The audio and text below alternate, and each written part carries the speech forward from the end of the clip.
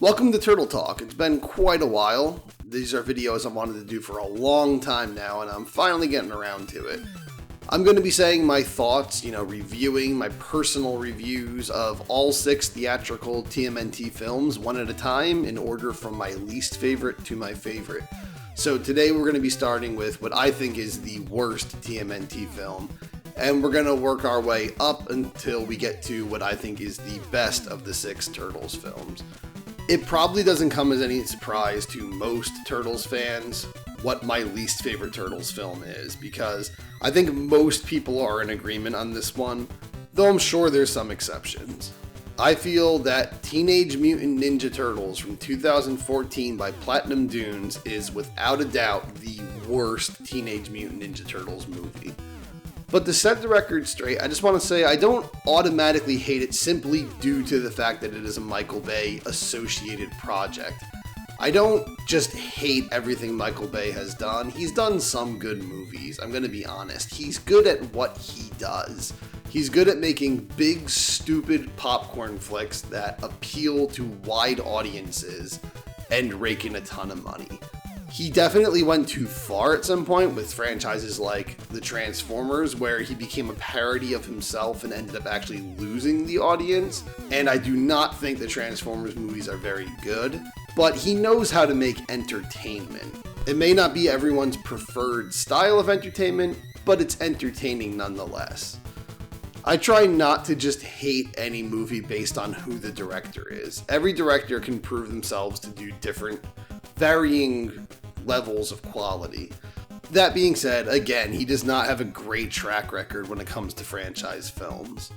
Also on that note though, another thing that most people blame this movie for being horrible for is Megan Fox. It just seems to be like people treat it like she's one of the sole reasons why this movie sucks. And I don't think that's true at all. I think Megan Fox isn't even a bad actress, I think. She's just terribly misdirected.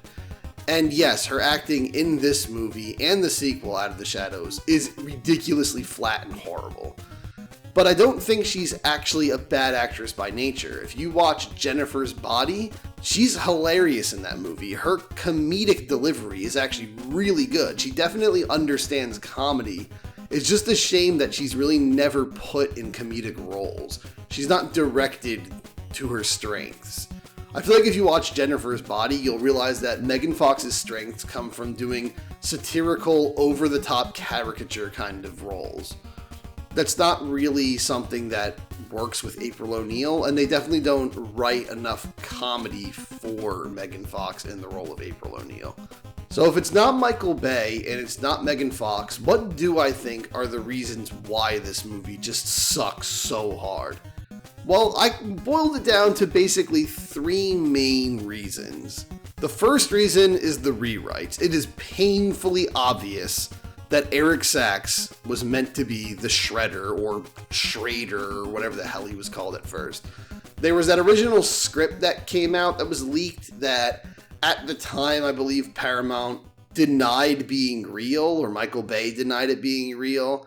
But it was very obvious when the final movie came out that that was real, and the negative fan backlash to it just made them have to really quickly scramble together some new script.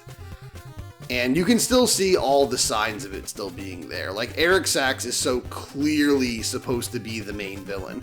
There's this new guy, they got like, okay, we got an Asian guy because everyone was mad that we made Shredder a white guy in the original script. So we got some Asian guy, he just stands in the shadows and looks kind of menacing and doesn't really say anything for the entire movie. He's only in like a couple scenes. He's just like this voiceless, angry looking guy that doesn't even need to be there. Like, it doesn't even make any sense why he's even really working with Eric Sachs. They try to give you excuses, but it just doesn't really make any sense. Eric Sachs is clearly the main villain. He was meant to be a new take on Shredder. And it was a horrible idea because Eric Sachs is such a generic villain. You have something like Teenage Mutant Ninja Turtles with this massive rogues gallery. You have Krang, you have Shredder, the whole Foot Clan, you have the Triceratons, you have all the other little mutants like Leatherhead and Slash and stuff. You have the Rat King. You have so many villains you can pick from Ninja Turtles. Even if you want to start off small, you could have done something like Rat King. But no, they just make this generic evil businessman archetype. But again, he was so obviously supposed to be the Shredder, or whatever. He was like General Schrader, they said he was in the original one. They also have this new horrible origin story for the Turtles that was clearly just hodgepodge together because they were originally going to be aliens in the first draft of the script. The script said that they were going to be alien in origin, which made everyone flip out. So they had to change that, but they were on such a limited schedule, and I think they already had so much of the film designed the way it was that they just had to kind of rush something together. And we got this weird backstory where like April already knew them when they were little baby turtles. They like were experiments in her dad's lab, and her dad is the one who did the mutagen experiments. And she named all of them, and she got them to like pizza. She was the first one to feed them pizza. And she raised them, and she put them in the sewers when the lab exploded or whatever. Like, it's just one of those ridiculous coincidence things. Like, hey, remember how Empire Strikes Back made it like Luke was the son of Darth Vader? Let's do that in every piece of media forever after that, where all the characters were somehow all connected from the start, and they all happened to just meet each other. Of all the people living in New York City, what are the odds that the first human being that the Turtles exposed themselves to and end up befriending is the first human that they knew and were friends with before they were mutated? Pretty freaking slim. And on top of all of that, as stupid as all of that is, the cherry on the sundae, the ultimate gut punch, is Splinter bumping his foot into a ninja book in the sewers. Just a book about ninjutsu, and learning how to become a master ninja from that, and then training the Turtles to become master ninjas. From some random, like, idiot's guide to being a ninja that he just happens to find that somebody in New York City flushed down the sewers. That makes him a master ninja. Because before that, they weren't ninjas. There's no connection to, you know, Hamato Yoshi or the Foot Clan in Japan or anything. They're just lab animals. And just finding this book made them all master ninjas. That is just the ultimate, like, you to the Turtles fans right there. I just like, we don't even care about this story moment. So the first problem was the rewrites. The second major problem is not enough Turtles or focus on Turtles content. Most of the movie is spent with the human characters and not the Turtles. We get little glimpses of the Turtles here and there actually acting like the Turtles, and those moments are some of the most enjoyable. But they last like 5 seconds, and then it's right back to the same generic action movie that we were watching before. And we spend so much time with these human characters, a lot of time with April, and even though a lot of these human characters are named after Turtles characters, like Vernon and Bernadette Thompson instead of Bern Thompson, they don't act anything like the actual characters from the original source material they're pulling them from. Those are both specifically characters from the 1987 Fred Wolf cartoon show. But in this, Vernon is just kind of like April's friend. They're almost like best friends. And he's just like kind of a goofy, funny guy, but he's still a good dude who helps save the day with everyone. He's a stand-up guy. He's just kind of funny and goofy. Whereas in the original one, Vernon is like this snobby, arrogant douche. He's super competitive, and he'll do anything to dump all over April's image and just boost his own. He wants all the fame and the glory, but in actuality, he's a complete coward, and he's terrified of everything. And anytime anything remotely dangerous starts to happen, he's cowering in the news van or underneath it or something and whining at April to save the day. Bernadette Thompson is based on Bern Thompson, who was April's boss in the original show. And Bern Thompson was just like a typical, just loud, annoying, aggressive jerk boss. He was a big shot. He was unrealistic in his demands and everything. He had a huge ego, and he just kind of liked yelling at people. In this one, she's just kind of friendly. She's just kind of like a reasonable, normal boss.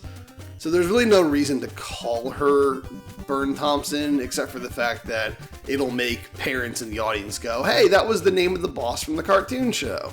They gave April this like goofy, funny roommate character, this other woman who's like just there for a few scenes to be funny. And even though she's not in any way, shape, or form like the boy crazy, thirsty as hell Irma from the original cartoon show, I just kind of figured they would name her that, since in the original cartoon show, Irma and April were best friends and they hung out outside of work. And it was even kind of implied that they lived in the same apartment building because Irma would just walk up into her room all the time. So I just kind of figured they'd do that just to, like, you know, round out the whole team. Like, we got Vernon, Byrne, and Irma all here in this movie. But they didn't call her Irma, which I found weird. Like, you might as well at that point. Since you're not trying to make them like the original characters, you just want to get all the names in there, just call that character Irma. And then on that note, it's like Eric Sachs kind of could have just been named Baxter Stockman, because that's really the role he plays. When you watch like the first and second seasons of the original 87 cartoon, Baxter Stockman is just kind of like the scientist who is working for Shredder and doing all of his dirty work for him. So this actually would have been a perfect character to name Baxter. But in all honesty, I'm actually happy they didn't, because in the next movie, Out of the Shadows, they do a much better job with Tyler Perry playing Baxter Stockman. He's just like the cartoon one, it's great.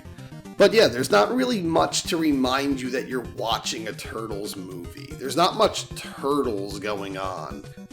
Again, there's no real, like, history of the Foot Clan that really matters, or Hamato Yoshi. You don't see the Turtles that much. The foot soldiers have like guns and stuff. They just look like generic villains. If anything, they look like leftover bad guys from like the G.I. Joe movies. Karai's in there, but she's just kind of like your stock main flunky under like the villain. Shredder is like barely in the movie. He really doesn't even need to be there, like I said before. There's no like similar music cues or theme songs or anything that play. There's just really nothing reminding you that you're watching a Ninja Turtles movie. There's even a huge chunk of it that takes place in like the snowy mountains, and it's like, that's a cool set piece, and that's actually a pretty fun action scene. It's one of the more memorable ones. It's Bay doing what Bay does. Even though I know, yes, Bay did not actually direct these movies, but like, it's the Bay formula. The Bayhem, as he calls it. But it's just not something you really want to do in like your first Ninja Turtles movie. The movie's in desperate need of feeling more like an actual Ninja Turtle product, especially since it was mostly banking on the fact that a lot of parents who were going to take their kids to see this were parents who grew up loving Turtles when they were kids. That's why it made so much money. So yeah, second reason is not enough Turtles focus. And the third and final reason is, it's been said to death, but the designs are fucking horrible. It's really the least important complaint that there is, because it's like, as long as the characters still act good and the writing is good and the movie's entertaining, the looks don't matter that much, but the Turtles just look hideous. Not only do they just look like Shrek, do they just look unappealing, do they not look like the source material at all, but this also leads to a lot of actual weird stuff and problems in the film, like just the fact that they're so huge, they're just towering over April, which was never the way they were. They were always like a foot shorter than April or so. In this movie, they're towering over her, they're humongous, they look like the Hulk, just wearing shells. And then they're bulletproof for some reason, which is like, I get they're turtles, they're armored, but like really bulletproof?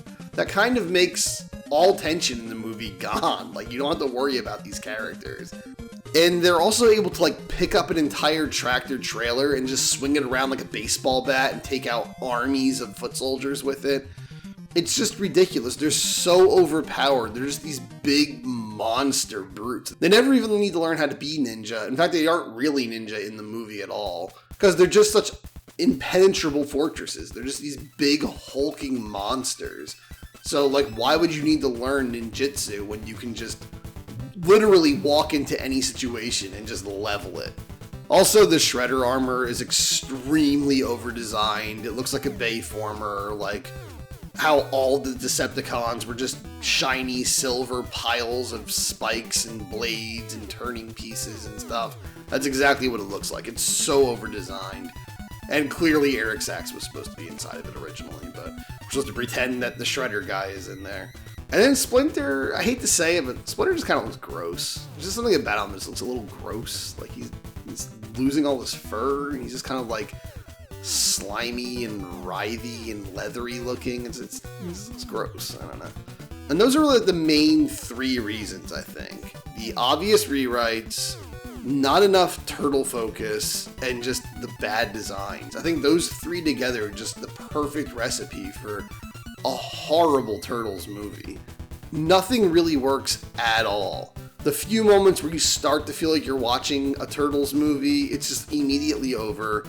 I think it really just needed at least like another year in development before being released, just to really iron out what they had and make necessary changes properly, because they clearly needed to make changes. They got the feedback from the fans and were like, this needs to change. But instead of delaying the film, they just had to change it really fast, and they did an awful job with that. It is a weird movie because it doesn't really cater to the fans of that time, which were the fans of the 2012 cartoon that was going on at the time. And it's not really so much for the older audiences either, because it's so distant from the classic Turtles. It's not like the original comic, it's not like the 87 cartoon, and it's not like what the current cartoon at that time was. Which all three of those are not only the most popular forms of Turtles, but at that time the ones that made the most sense. So I really don't know who this was made for, or what they thought they were going to accomplish with this version of the Turtles. I'm all for each iteration being unique and doing what they want to do, how they want to do it. But I just think like they really needed to just start fresh with a good definitive Ninja Turtles. And with these totally out there character designs, the severe lack of lore and characters from the original source material, the severe lack of synergy with the brand, and the like overly ambitious new weird directions they were taking with things, like the Turtles' origin stories and all, it just ends up being a weird movie that you just don't know what they were thinking when they made it. There was a lot of concept artwork that showed Bebop and Rocksteady and stuff, and a lot of the stuff that ended up making it into the sequel. And I almost wonder if that's the stuff they kind of started trying to work towards after they started the rewrites. The rewrites might have been their eye-opener that, like, we should really make this like the 87 cartoon, because that's the most recognizable and popular version of the Turtles. And they've never been done really in like live action film before. But I think they just got that idea too late, and they ended up not being able to really put any of that into this movie in a way that made sense, and we just ended up with this weird disaster of a film. It's an awful movie. It's one of the only Turtles movies I really never want to rewatch. I'm usually cool to rewatch any other Turtles film, but this one just, I don't want to watch it ever. It's just not a good movie. It's not even just bad as a Turtles movie. I think it's just bad as a movie. And I think that's one of the reasons why the sequel underperformed as much as it did. It wasn't even so much a crime of the sequel, it's just the end result of how bad this movie was. Everyone wanted a new Turtles movie, even with all the bad designs, which probably helped for people hate watching it to make memes. But even despite all the bad designs and everything, everyone just wanted to go see this because everyone wanted there to be a new good Turtles film franchise. And everyone was burned by this movie, so they just kind of killed the franchise with this movie, unfortunately. So tune in next time to hear what I think is the next best Turtles film, but still my second least favorite Turtles film. Do all the liking and subscribing and the sharing and the bell stuff.